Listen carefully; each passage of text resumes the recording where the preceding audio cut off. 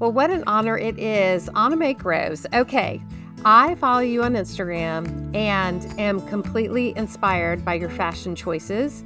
I not only love your fashion choices, but I love how happy you are. You kind of like slide into the scene and then you do a little dance and you're so creative. I love how you accessorize and all the good stuff. So I am really thrilled to be here with you today. Thank you so much for having me. I was so just like floored when you even asked me. I'm like, this is such an honor. I'm happy to be here. Well, that's great. Okay, so we are talking today about this big topic called trust issues. And here's what's so funny. Sometimes when people hear trust issues, they're like, "Oh, I don't have that." And maybe if you really are someone who has gone your whole life without being disappointed by somebody or having experiencing a betrayal or just being let down by somebody you love, then that is awesome. The vast majority of us, however, we do have issues with trust, and understandably so. So I did some research and I'm going to get you to just guess. And no answer is a wrong answer, but the research will show something. Okay, so just your best guesstimate. How many times a day do you think an average American tells a lie? Oh my gosh. Oh my gosh. I'm gonna say a day, like every day they're telling lies. Oh, are we telling lies every day? Okay. Well, maybe go a week. How many do you how many lies do you think the average American tells in a week? Okay, we'll say 10. Okay, according to statistics, it's 4 times a day that the average American lies, okay? And here's also interesting. I didn't make this up, so don't write me ugly letters about this. But it says that the average male lies about 6 times a day, the average female 3 times a day. And so somehow they smushed those two and got 4 point something. I don't even know. But here's where they were kind of driving this home. I'll give you some examples of what they said.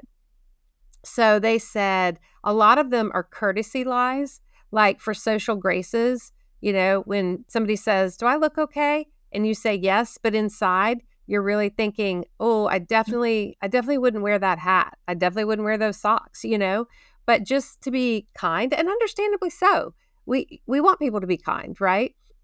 And so their advice though was pick something you do like instead of just lying that you like the totality of what you're seeing, you know? So it's like, "Oh, I really love that necklace," you know? Or, "Oh, I really, really like those jeans on you. They look really nice." And maybe you don't like the hat, you don't like the socks. So, okay, here's another one. "I am so sorry I'm running late. Traffic is really bad." When in reality, traffic is pretty average and like it's pretty normal that day. You just ran late. Like you legit left your house late. I'm not saying that you or I ever tell this lie, but so they're not like blatant huge lies, but knowing the number of times that we feel a little uncertain if someone's telling the truth or not, it's no wonder that a lot of us feel a little skeptical and hesitant, and maybe even questioning if other people are really being honest with us. And then, of course, you compound that with rejections and hurts and maybe even betrayals from our childhood or our early adult life. And then you get into adult life and maybe you've experienced a friendship breakup or infidelity in your marriage or, so many of the major disappointments. Someone says they're going to do something and then they completely let you down. All of those can feed a general sense of skepticism, which in essence causes trust issues. And here's the rub. Trust is the oxygen of all human relationships. So You're it's hard to trust, it's risky to trust, and yet we want relationships. Therefore, we all take the risk, and therefore, sometimes we're going to get our trust broken or be really disappointed that someone didn't follow through. Okay, so now I'm going to give you another little test here. Okay, let's just see if an average everyday situation, if you find yourself relating to any of these. When going through a drive-through, do you stop to check your fast food order or to check that your coffee is correct before you pull off? I do at Chick-fil-A for the sauce because there's nothing more like there's no bigger tragedy than getting home and then the Chick-fil-A sauce isn't there for your fries. I agree. But you know that tension? I feel this tension. I wanna check my bag, but also I Yeah. recognize there's 10 people behind me. And Yes. also, I'm not real sure if the person at the drive-through window is gonna think poorly of me because I'm questioning them when I check my Yeah. bag, right? I've had people say, "It's in there." I know. Okay, let's do another one. If you make plans with a friend or a significant other, do you follow up several times just to make sure they're still planning to show up? No, I just confirm at the like the last second, be like, "Hey, I'm gonna be there at such and such," but I don't confirm over and over again. No. Okay. So my friends will confirm many times with me. Now, here's the thing. I will be on time, You will? but I will be on time. The thing is that my schedule is so crazy. If I get caught up in something and I'm not looking at my phone, then I can forget. So, yes, they will follow up with me, the day before, the day of, the hour before. I'm not I'm proud of more that.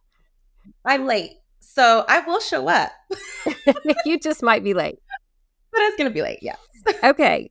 How many times do you check at night to make sure you've locked your door? Or do you lay in bed and go, "Did I lock it?" No, unless Rob is out of town, then yes. Okay, because But otherwise, he's checked it. yes, Okay. he everything.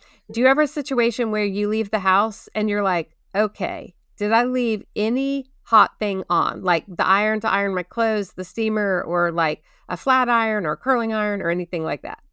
That's a yes. Yes, Mhm. me I too. wonder about the things. I mean, things are gonna burn your house down for sure. Okay, this is a funny one. Do you ever have feelings about trusting people with the food they bring to a potluck dinner?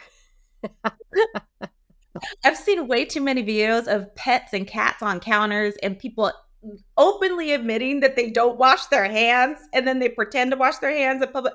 I'm like, no, and that's why I don't trust potlucks ever. I'm like, I'll eat the food that you could tell was prepackaged.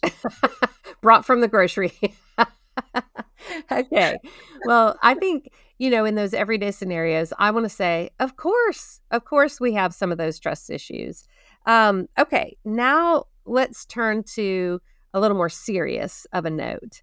When I wrote my book, I Want to Trust You, But I Don't, I wanted to hit on three major areas. I wanted to hit on trusting other people, trusting our own discernment, and trusting God.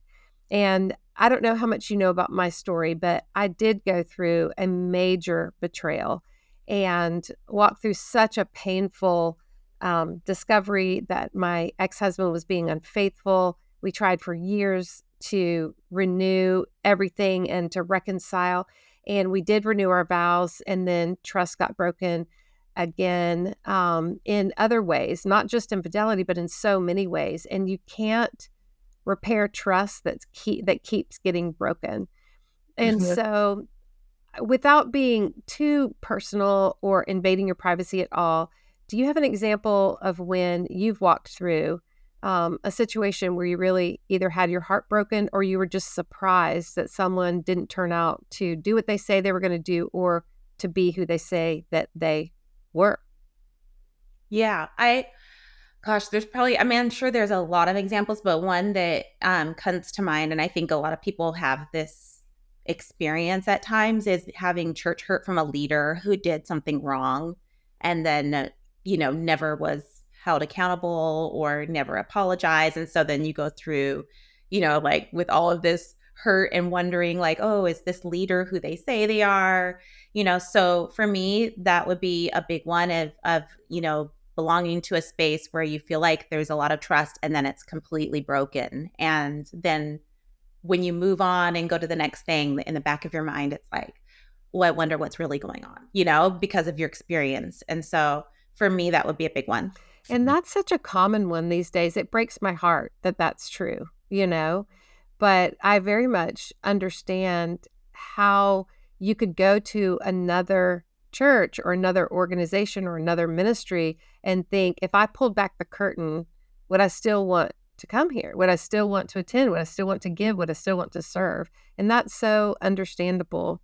When you walked through that situation, was there anything that you found that did not help you at all?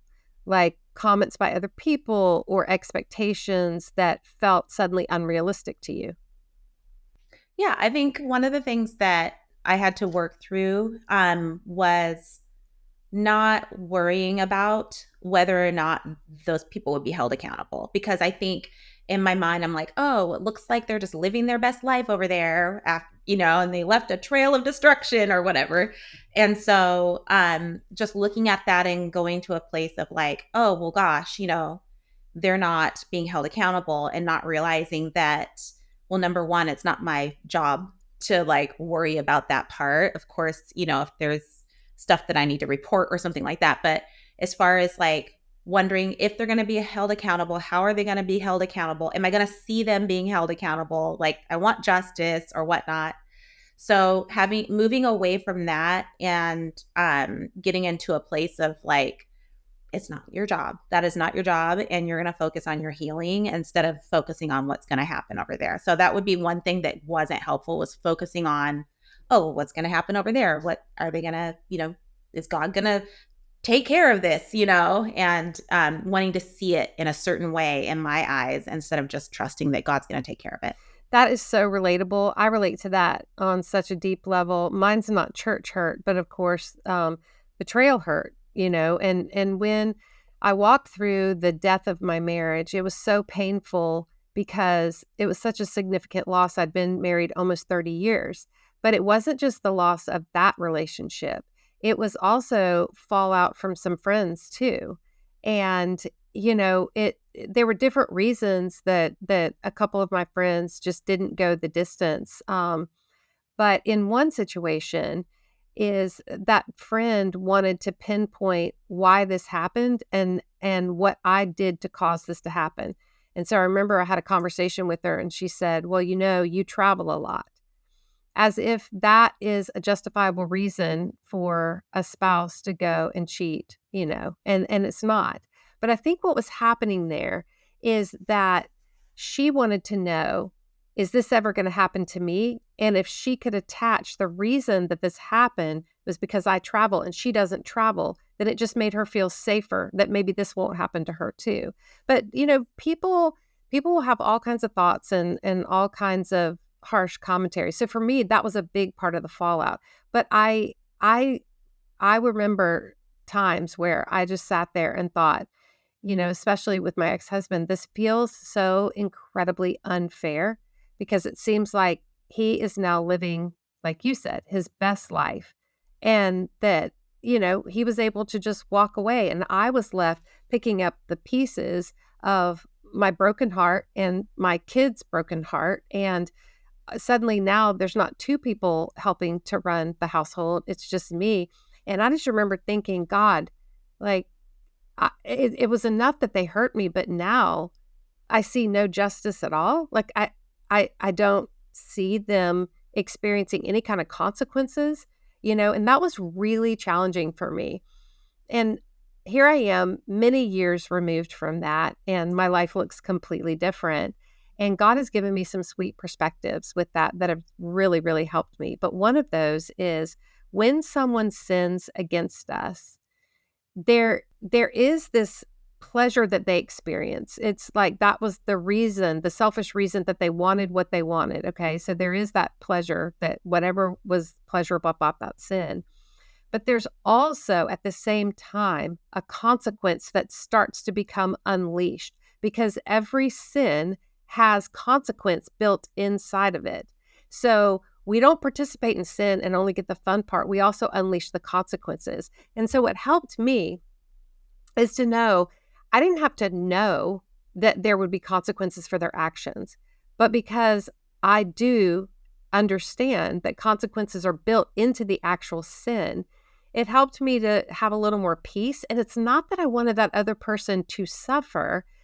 I Mhm. just wanted to know that they would stop doing this very, very hurtful thing that they had done to me. And I desperately wanted them to acknowledge, like to come back and just say, this was so wrong. I have really hurt you. And I think what's complicated about that is when I was doing that, I was basically attaching my ability to heal and move forward to actions that another person may never, ever take, to Mhm. choices they may never make. And so I was attaching my ability to heal to this person who hurt me, and I should never give them that much power. No other person should have the kind of power that derails your life permanently. Mhm. Their actions can affect us and can make us sad and can alter the way that we process life and maybe even alter the way our life now looks. But betrayal and broken trust, while it is life altering, it should never be life ruining. Mhm. And Yeah. so, what has helped you in that situation? I know you said that you had to release like wanting to see the consequences, which I said, so understandable. And I think we can all take peace in the fact that you will reap what you sow. And so whatever they are sowing, they will eventually reap. The fruit of their schemes will eventually be the produce of their life, right? And God will not be mocked. So I know that you had reached a good place with that, but was there something else that you found helped you as you stepped away from that one organization and then what? Well, first of all, I had to also get to a place of not only trusting God, because God is just, and whether we get to see it or not, like you were saying, it's the consequences built in. So obviously recognizing that, but then trusting, like it doesn't matter if I see that consequence or not. Well, It does not matter, and focusing again on my healing. But then there came a point where I actually was able to have empathy for them, which sounds crazy, but I just had so much empathy. And I started thinking of them as, instead of someone who would go out and like maliciously try to do these things, I saw them as people who fell into sin and fell into the circumstances and then made bad choices. But I started to see them when they were younger and what they initially set out to do, what they well, initially wanted. They wanted to, build the kingdom. They wanted to see people get saved and set free. That was their goal.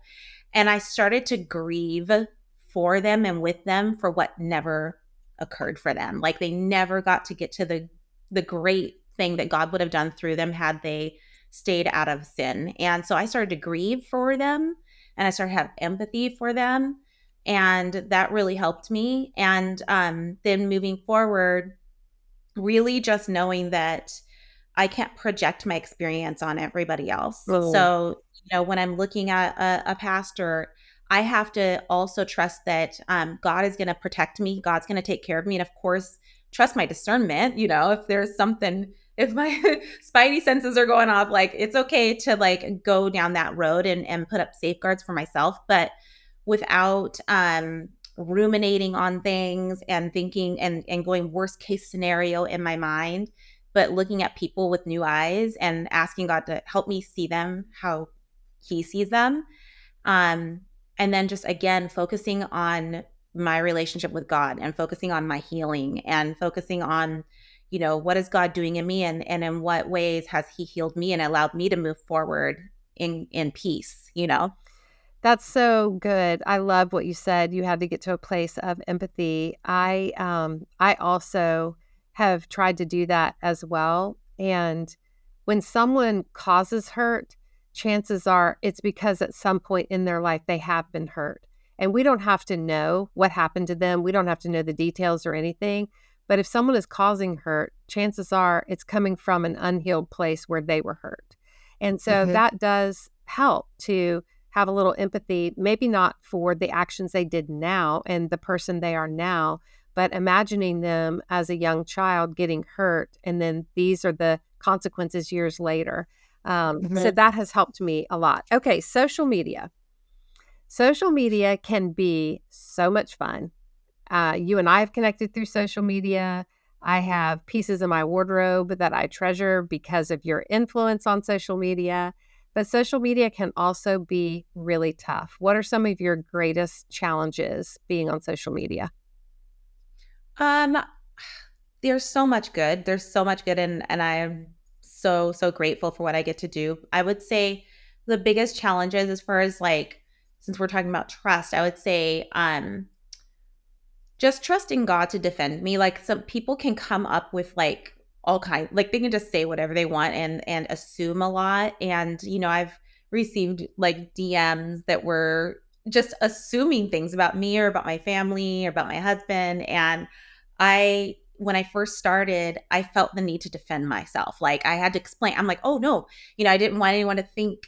I'm like, oh, I don't want you to think anything about me that's bad or not true. So let me like try to defend myself. And I'm sitting here you typing an entire dissertation in DMs to a stranger that doesn't even have a profile picture.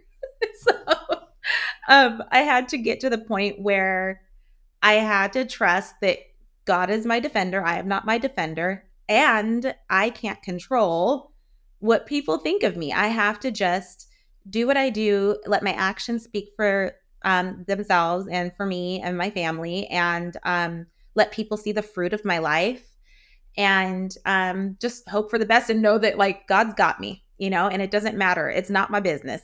It's not my business to control what other people are thinking of me, and especially strangers, strangers that I have no idea anything about them or their life, but they're just assuming so much about my life. So Yeah. that's Sometimes I have to coach myself in that because I too sometimes get, um my counselor says people are down on what they're not up on, which has really helped me a lot.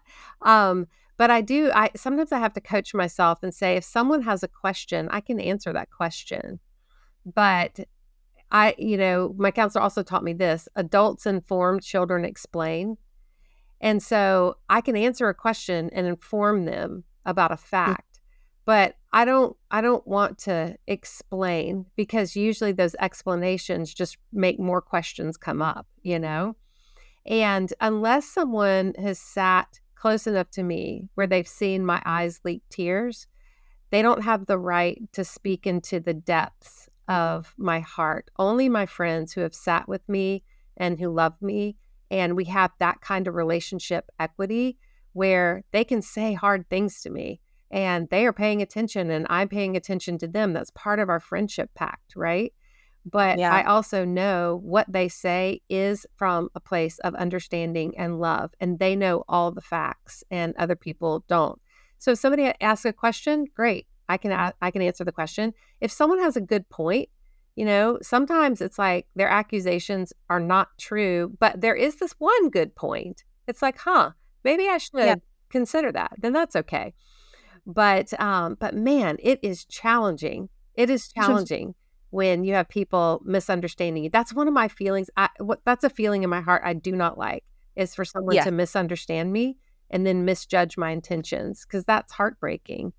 So, do you ever find that the fear of being misunderstood on social media ever affects your in real life relationships, or even what you do and do not tell social media about? Yeah, I definitely, and it's something that I actually hate because I am very much like the way that I am online is my personality. So I'm really happy and I'm full of joy and I'm very open, but I've had to pull back a lot, just to protect my heart. Mhm. And so like I would say as my audience has grown, I definitely have when I've met new people, I've felt that affecting me and me wondering, oh, like are they getting to know me or do they know a bunch about me already? Like there's been times when I've like been talking to someone for a good long while and I'm thinking, oh, this is the first time we're meeting. And then I'm like, oh, they're like, oh yeah. And also, I follow you, and which is fine, but it made me like kind of pull back a little bit, like, ooh, are they wanting to get to know me or they already know so much and they're coming in with a preconceived notion of who I am? And so then I like start to get anxious and I hold back a little bit. And so that's something I don't like. And I'm working on that, just still showing up fully myself and not letting that affect me and not letting myself think about that. Like, oh, how much do they already know? Even just people that I do know, like I'll go to church and then I want to just talk to them, but then they're like, oh, so I saw you did this, and this yesterday, and blah, blah. And I'm like, well, what else is there to talk about there? I guess you already saw everything. Yeah, So, it's such a double-edged sword, isn't it? Because part of what enables us to do what we do is because people are interested. But also, sometimes because people are interested, it is a strange feeling to run into people where they know a whole bunch of stuff about me that I don't know about them.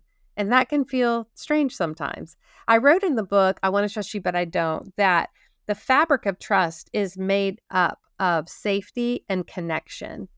And so the mhm, safety part is that we want to know that this person is who they say they are. They're going to do what they say they're going to do. They have our best interest in mind. They're going to tell the truth. So those are all the safety factors.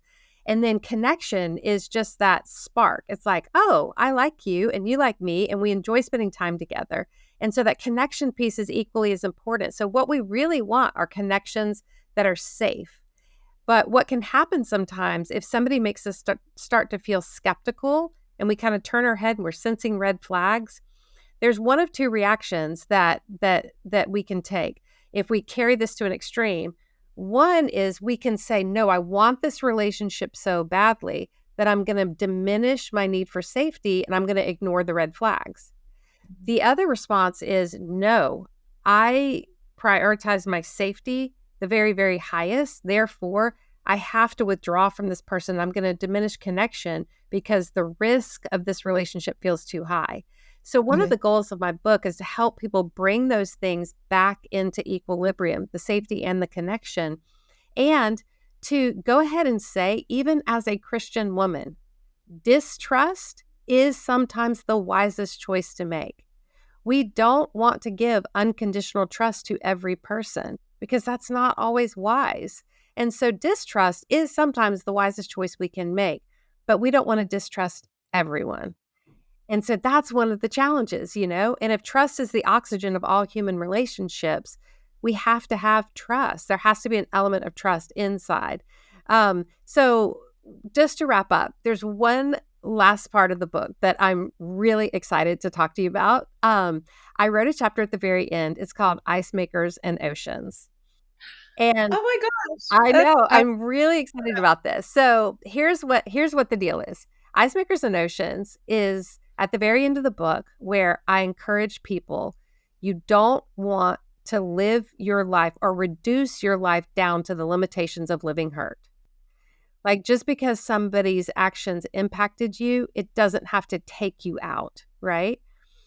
And so I make a big deal about be a resilient person. Yes, acknowledge the hurt, heal from the hurt. If there are things that need to be addressed, address them, right? But don't reduce your life down to the limitations of living hurt. So I'd gone to the beach with some girlfriends, which, by the way, I would love to go to the beach sometime with you. It'd be so fun. oh, I have we a need to go. feeling we would have a blast. Um, You would. but I went to the beach and two of my girlfriends were joining me. And the way I define going to the beach is I want to put ice in a cooler with my little snacks and sandwich and some water. And I like everything to be cold. So I put ice in my cooler and then my beach chair and a towel and a good book. And I want to go down and sit at the water's edge. So the first thing that fell apart in my trip is that the ice maker was broken. And I was so frustrated. I had an out of proportion reaction to this ice maker being broken because it was going to be a total disruption in my goal for the day, right? And I remember standing there going, if he would have never betrayed me, then he would be here. And if he was here, he would know how to fix the ice maker. But because he isn't here, I'm not going to have ice and I can't fix the ice maker. And in that moment, something just grabbed my attention. I want to believe maybe it was the Holy Spirit. And I asked myself the question, but what if I could? Like, what if I could fix that ice maker? What's the worst that can happen? I break it worse? It's already broken, right? And so I Googled instructions. I'm terrible at written instructions. And I wound up YouTubing just to find an example. And I fixed that ice maker. And I did the dance of a lifetime around that kitchen. I was so excited. And it wasn't so much a victory about fixing the ice maker. It was a victory of me refusing to reduce my life down to the limitations of living hurt. How do you relate to that story? Oh my gosh. First of all, I love that chapter. I mean, it's really good. I love the fact that you talked about like what was it? Your cans and don'ts will turn into won'ts. And that I related to that so much because one of the things that when I was little, I used to get left out a lot, like of so many things. And so I think that affected me as I got older. I always would say I don't like going into big crowds where I don't know anyone. I don't like walking into a room where I don't know anyone. I don't feel comfortable going in there. I just can't go. I can't, if Rob's not there, I'm not going, And so for me, my can't was that as like, I can't, if I don't know someone, I'm not going, I can't do it. And that turned into a won't. Then it was like, oh, I'm not going. I won't go. And for me, I had to like get into a mindset of like, no, I can try new things. I will try new things. I will put myself out there. And so even in the last like couple of years, I have gone to things where I know no one. And I have to tell myself, it's okay. It's okay. You walk in and you just be you. You are you and God made you and you are allowed to be here and you belong here just like anyone else. And it really, really helped me. And the other thing that I noticed was one of the events that I went to, one of the people that were there like really went out of their way to acknowledge my existence there and like pulled up a chair, was like, oh, here, sit at our table. And that's something that I find enjoyable now is to go to the things where I don't know anyone and look for the people who aren't with anyone. And then I'm that person of, oh, come sit with me. Like, come right over here. Like, who are you here with? And being that person for someone else instead of, I won't go. That's so good. That's so good. Yeah. That is such an act of resilience. I call these rebellious acts of resilience. And you deciding to be that person for someone and pulling up a chair for them in the midst of you wondering, do I belong here? But making someone else feel like they belong. That's such a great, great example of resilience. So thank you for that. Okay. As we wrap up, anything that was something that you really liked from the book that we haven't already covered today? Well, that was the big one for me was the cans and don'ts will turn into wants. And that's something that I think that you can take anywhere. And I love that in the book you talked about like whenever you'd hear that can't or that don't pop into your mind, you're like, oh, now this is a chance for a challenge. Like I'm going to challenge myself to do that resilient act. And so for me, that was huge because it's something that like I will probably run into today. Like I'll run into that, like that can't and don't today. And so for me, that was a huge piece was to be able to take that and use it every single day when I run into those can't and don't, knowing that if I don't take care of it, it will turn into a won't. And to, take that opportunity to do something different, whether it's, trusting someone that works for me now and like, because I couldn't trust the last person that, whatever. It's just easy to use right now, right here, right now in the moment. That's so fun. I ended that part with a poem that I'd written about go be brave, and it's not about being brave at first. It's about doing brave things and being willing to take the risk, smart risk, calculated risk, wise risk. But all relationships are going to require risk. And so when we prove to ourselves that we can be resilient and we can be brave in some areas, then I think it helps us to be resilient and brave in our relationships. So Anna Mae Groves, thank you so much. It was such a joy to be with you today. And I just so look forward to getting to be friends in real life with you as well. Same here. Thank you so much for having me. This was a lot of fun. Thank you. Bye-bye. Bye.